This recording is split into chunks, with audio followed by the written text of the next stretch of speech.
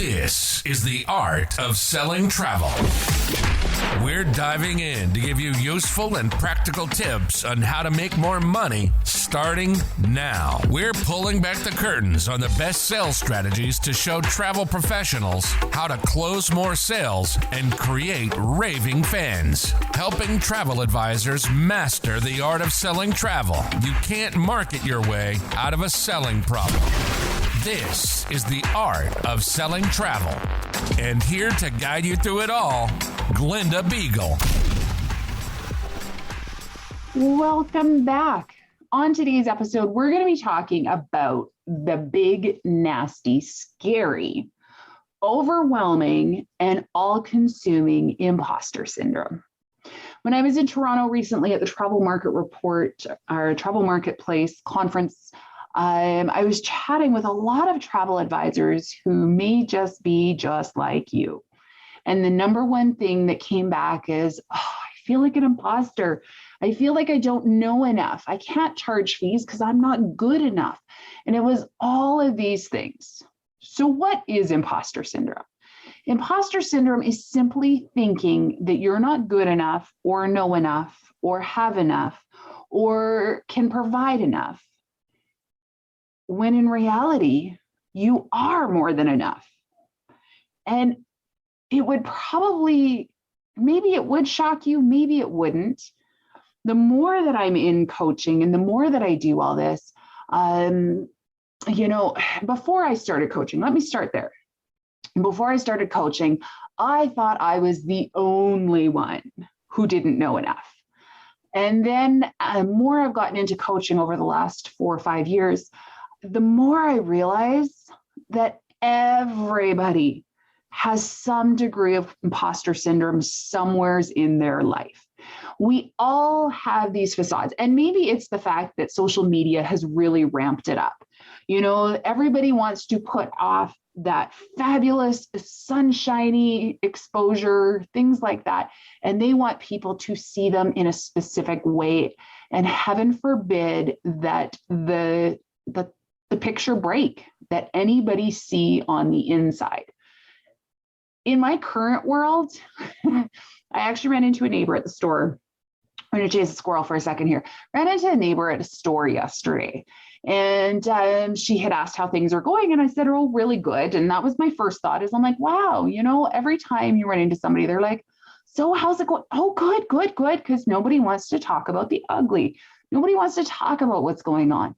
But at the same time, too, the conversation progressed, and then I made the comment to her. I said, "Yeah, got to get my house back under control before anybody comes over to visit." So she had asked what had happened, and there was a hotel that had gone out of business, and it was going to be torn down. It was beautiful furniture inside of there. So we, on an auction, had bought up 4 of the rooms. So we ended up with 2 kings, 4 queens, bedding, dressers, lamps, chairs. If you know what's inside of a hotel room, you know how much furniture that is. Anyhow, we bought it for our kids. Some of it's got to be hauled off to my son who lives in another province. Anyways, that furniture is all over my living room. Now, you're not going to see pictures of like that on social media, but it is embarrassing if somebody was to come to my house, because I said to her, I have to get my house back in order before anybody comes to visit. Because literally you have to sidestep to get through my living room. There is not enough room in here for my dogs to play, much less my cats. So there is this whole concept of, oh my goodness, keep the blinds closed. We can't let anybody come over and see because there's nowheres for all of this stuff to go. You're never going to see that on social media. And yet when you go out there and you talk and things like that, there's going to be this bright, shiny polish. In fact, and this is a little spilling the tea here. In January, I have an entire shoot day set up with my videographer because we're going to be pumping out all sorts of amazing content for you guys. But the house we're filming in is not my house. Because again, there is that moment where it's like, oh, I don't really have a solid wall in which I could actually film this on without having to paint it or this, that, the other. So all the filming will take place in my mother's house. And so that's just a little insider tip that I probably won't share anywhere else, but I feel like I really need to be vulnerable with you guys and share that. The thing is that we all have an insecurity.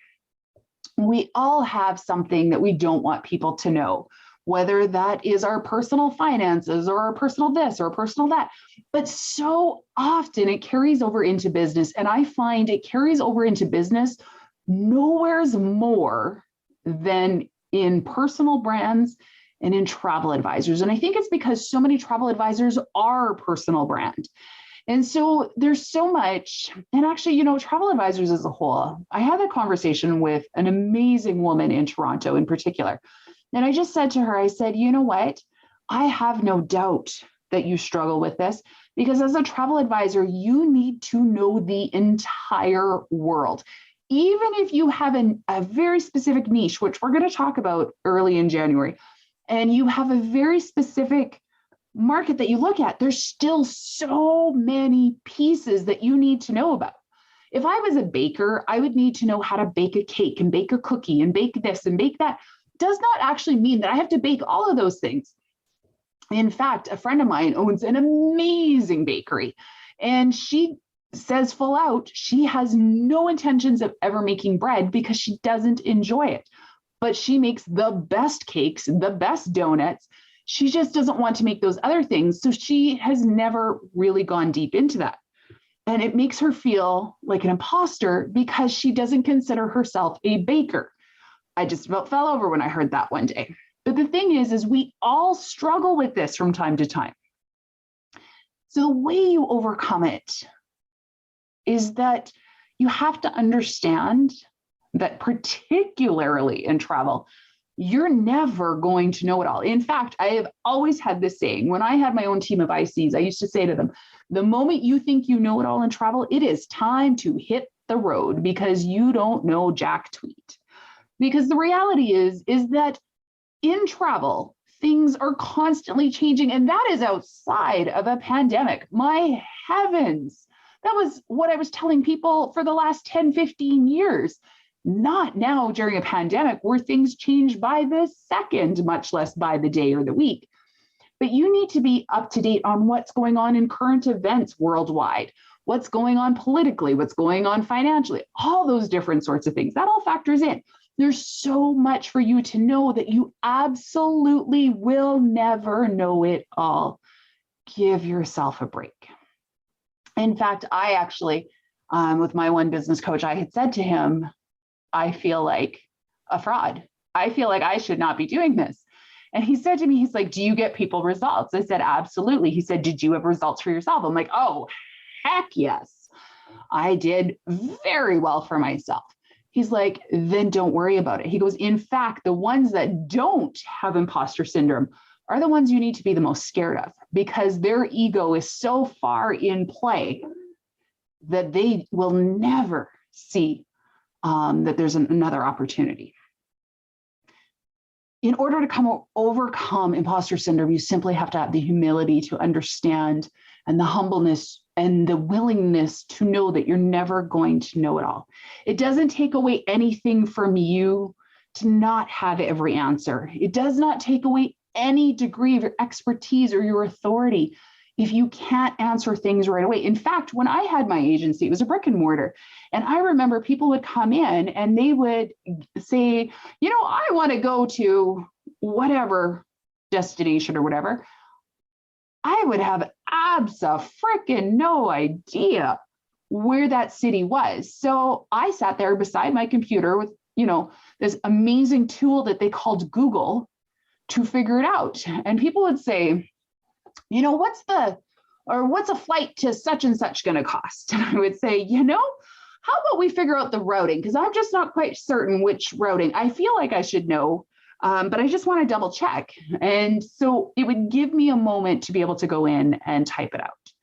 But here's the deal. If as soon as somebody gives an answer or gives a question, you have the answer on every single one of those, they start to question whether or not you're actually listening. Because there's a difference between listening to answer and listening to hear the question. And when our first thought goes to, oh my goodness, I have to have the answer before they finish the question, you stopped listening already. And so we need to make sure that we're giving our audience the benefit of the doubt, that we're giving them the best that we have. And so here's the thing, if you never take a pause because you're so busy answering the questions, the moment they find fault with one answer, they will then start to question your ability on all the answers. So in fact, to take a moment, to take a pause, to say, that's a really good question. And there's something twigging in the back of my mind. With the way all the restrictions and all the rules are changing right now, I just want to double check something because I'd sure hate to give you the wrong information. And as I was saying in Toronto, you guys are in the best situation right now in terms of being able to buy yourself a little bit of time, to be able to say, I know what it would have been pre-pandemic, but with the way the rules changed, because there was another set of rules came out just last week, just yesterday, and just this morning.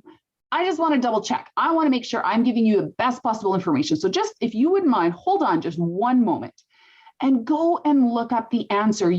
When people come to us for our expertise, for our knowledge, we don't expect them to know the answer immediately. In fact, I was recently with my doctor. I have to have a small procedure in early January.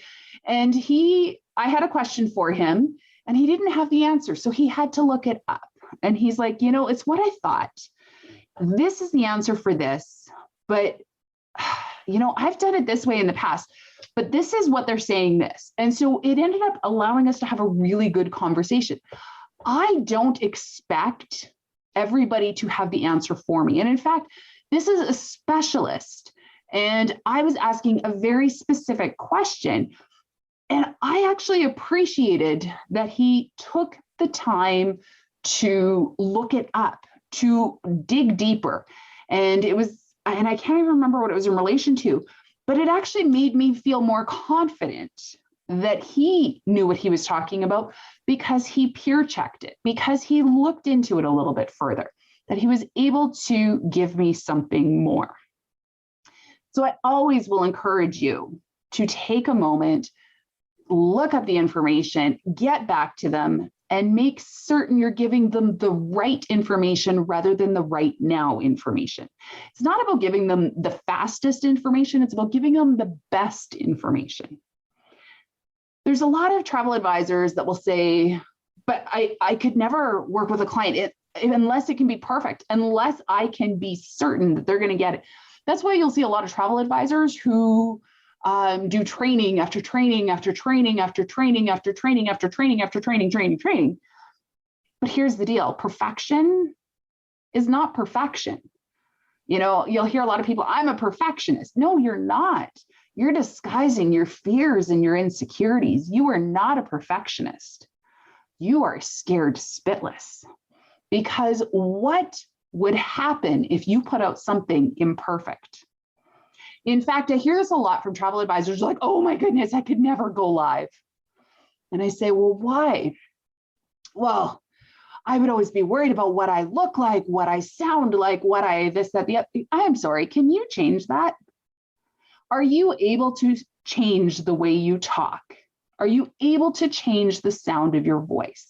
Are you able to change the way your eye squints to the side when you're talking? I have one eye that I've noticed as I'm getting older, it droops.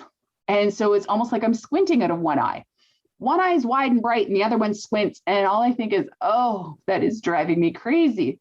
And so if I had an opportunity to pre-record, to be able to watch all of that, I guarantee you I would re-record it 37 times. In fact, if you are one of my OGs and you heard my very first episode, I think it took me 37 times to record the first episode.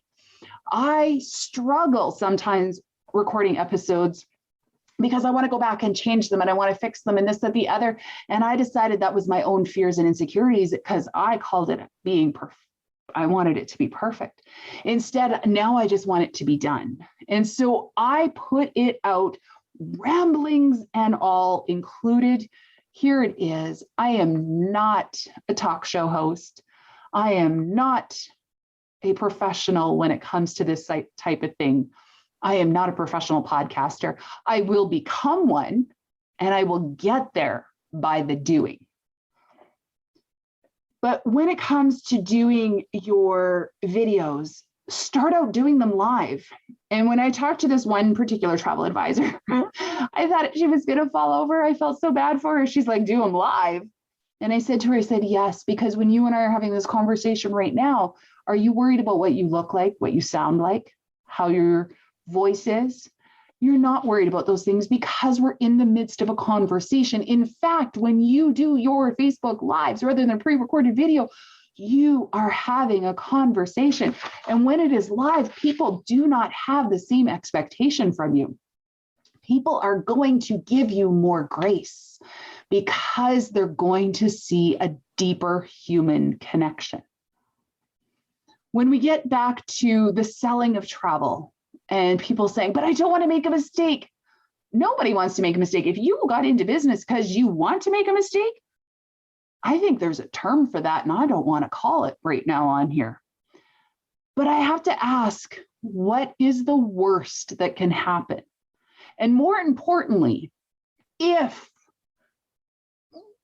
the very, very worst happens, do you have access to the resources to make it better, to be able to fix the situation? Because so long as you had the access, the willingness, and the drive to fix a problem, what is the worst that can happen? People are going to buy from confident people. Don't think that it takes a certain amount of sales. When I help 50 people, when I help 10 people, when I help 70 people, when I have booked my first $10,000 trip, when I've booked my first 6-figure trip, when I've booked my first 7-figure trip, then I will be able to do this. I remember being at a conference down in North Carolina, oh goodness, probably in 2017, Cleon Howes was there. And he had talked about having the confidence, because people don't buy from unconfident people. They buy from people who get it. So he said when he wanted to sell trips that were worth $250,000, he stood in front of the mirror and said $250,000 until it rolled off his tongue like $250,000. Because when you talk to somebody about what price point they're comfortable with and they say $250,000 and you go, $250,000, they aren't going to give you the money. They don't think you know how to spend it properly. People buy from confident people. People want to know that you've got their back, that you're the expert, that you are the authority. Confidence doesn't come from just knowing things. Confidence comes from doing it. And confidence comes from choosing to have confidence. In fact, confidence is simply having the courage to fail and screw it up and get back up and do it again. So my question to you, do you have the courage to get back up? That's all that we have for this episode. I will see you guys back here next week. Take care.